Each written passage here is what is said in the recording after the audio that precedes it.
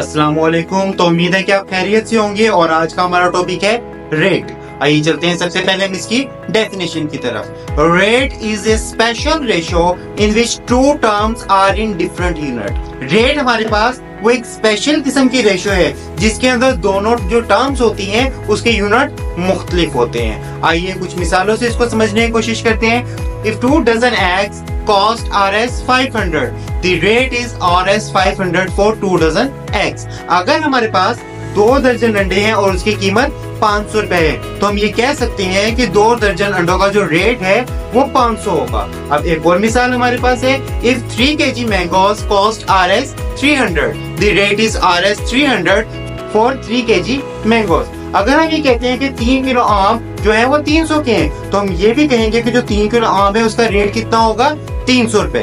अब एक और मिसाल हमारे पास मौजूद है। If a student buy 3 books cost Rs 160।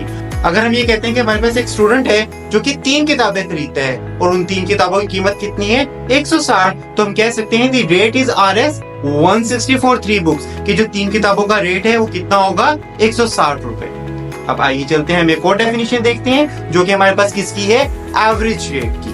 An average rate calculates the amount of change in one item dividing by the corresponding amount of the change in another. मतलब average rate क्या होता है कि अगर एक मिकदार के अंदर कोई भी तब्दीली आई है तो आप डिवाइड करेंगे दूसरी मिकदार से जिसके अंदर उस रिस्पेक्ट तब्दीली आई है।